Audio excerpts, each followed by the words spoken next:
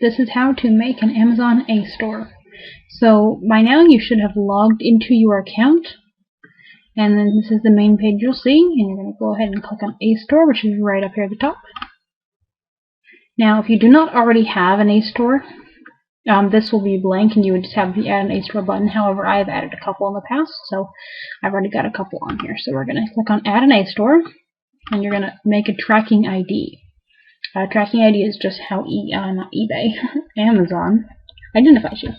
So I'm just going to put in Mary Test on mine, just because this is just an example for me. But for you, you want to put in something related to your site so you can keep track of which one is you. So you could do like the first half of your site's name, or maybe, you know, if your site sold, say maybe New Age Healing, you might put maybe healing or something like that. So we're going to go ahead and hit search. And then it says it's available. Great. Hit continue. And then here we go. So the first thing you'll do is you'll want to add pages to your site. So you'll click on add category page. And we're going to make our first page. So there we go. And it says new category right there. It's blank. So we're going to call this, let's say books. And we are going to make a pretend Astore, and it's going to be about unicorns. Just because I think unicorns are a fun thing to make a video about. So, books, and then now we're going to do adding individual products or based on category. So this means, how do you want to add products? Do you have specific products you would like to add, or would you like to add an entire category? So I am actually going to show you how to do both of these. So first we're going to do individual, and then we will do by category. So individual, and tell it to add products. So now we're going to add our products. So it's asking, what do we want to add to the books category? So I'm going to type in my phrase, unicorn, and then I'm going to tell it that I want books. So books with the word unicorn. Okay, and then we're going to tell it we want to go. And then you'll see over here on the right, it has a whole bunch of cool books that talk about unicorns. So see, there's a whole bunch of books. And if you click on some of the add buttons for these, you can add them to your site. So I am just going to add just these first couple. So I'm just going to click on that add button right there. And then I'm going to wait, and it's just loading here. And you notice over here, added products, it shows that I've added those books. And then if I wanted to remove them, here's our remove button. And you'll notice down here, I actually didn't add those. And so that just shows them. So just for some variety, we'll add those as well. And that's how you add specific products. So just those products. And so now we've got products. So now down at the bottom, you're going to click on where it says back to category pages. That'll take us back to where we just were. And now you'll notice that my books category here, it's lit up. It's blue. That means there's things inside of it. Now here I could put a description of what this category has. So books about unicorns. And you could be a little more specific, or you could leave that blank if you'd like. Now we're going to add a new category page. And you notice when you click on add new category page, you get a new category, but it indents itself. That means it thinks it's a subcategory of your current category, which means it's new categories as subcategory of books. But I don't want it to do that. So I'm going to click on this little arrow right here, and that will make it so that it's not indented. And now if you look, they're even, meaning they are both main categories. And so we're going to name this one jewelry. There we go. And now we're going to tell it we want to add products. I may have spelled jewelry wrong, sorry. We're going to add products based on category this time. So we select, you'll see you get a new screen here. It's asking, well, what category do I want?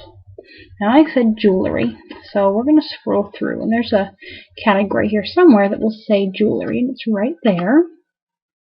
And then it's showing me all of the subcategories of jewelry. Well, I don't actually know where unicorn jewelry would be, so I'm actually just going to type in unicorn right down here, and I'm going to tell it to include subcategories. What I just did here is I'm including the subcategories because I want it to search in all of those subcategories for my term, which was unicorn. And I wanted to add all of those products. That means it's going to give me several subcategories to my jewelry category that I can actually add or delete. So even if they're empty, I will actually still have some subcategories. So we're going to see what we got. We're going to tell it to save. And then if you look, I've got all these subcategories here. So lots of subcategories, and that's kind of our difference there. So I don't know what we have yet. But say if we wanted to delete, say, men's jewelry. Say we don't like any of the things in men's jewelry. You can actually click on that. Not right click, sorry, I just right clicked. Click on it so it's, you know, like that. Highlighted. And then, oh, dear, that's not working. Do as I do, not as I say. I'm sorry. I don't know why this is not working. Well, fine. Apparently it doesn't work anymore. We're not deleting a category. We're keeping these categories. And I will figure it out later, and if anyone needs me to show them later, I will show you how to delete specific categories. I'm not sure why my categories are not agreeing with me. So we're going to go ahead and go to the next page now. And if you need to review how to add any products, you can go back and rewatch that part. So we're going to continue down here. We're going to go to our next page. Now this is the theme that we automatically have. You see it says My Associate Store. It's really not all that pretty. It's red and orange. So we're actually going to fix that. And if you have a certain color scheme for your website that you already know the hex codes for, you can actually add those codes down here. Here's your background for your header, content background, which is over here, and then the link colors and stuff. I don't have one since I'm not actually doing this for a site. I'm just doing it as an example. So I'm going to say pretty in pink because I think that, you know, that's a good color for some unicorns, and I like that. It's very pretty. So I've got that. So you can change your colors as needed now. They do have a couple of pre-saved themes right up here. They've got pretty in pink, sage, blue, brick, forest, and you can also choose one of those and then maybe change your colors. Maybe if you want the background to be a certain shade of, you know, purple or something, you could change that. So if you scroll down here, name your store. We're going to name this Unicorn Store. And then if you look up here now, that right there will say Unicorn Store on the next page. So we're actually not going to go to the next page though, because the next page is where you add it to your site, and since we're not adding this to anything, we can't really go much farther at the moment. So I will show you that here in just a second. So let's preview your store, and then we'll go to the next page. Sorry, I had to tell my pop-up to allow this. Alright, so that's what our store would look like. See, we've got some similar items over here. We've got some of the books that I added here, and then if you wanted to go to like jewelry, we'd click on jewelry right here. And that will show up the jewelry items that were unicorns. And there's some cute stuff in here, and you could like go to like accessories, and there you go. So it looks really nice. It's a very quick little easy store. So now if I hit continue, this is where you'll get your code, and you can set up your sidebars. So you can set your sidebar left to right, and on the next page it will ask you to set up your code. So depending on what type of site you're needing, the code will be different. So I will leave everyone here, but if anyone needs any help, just let me know.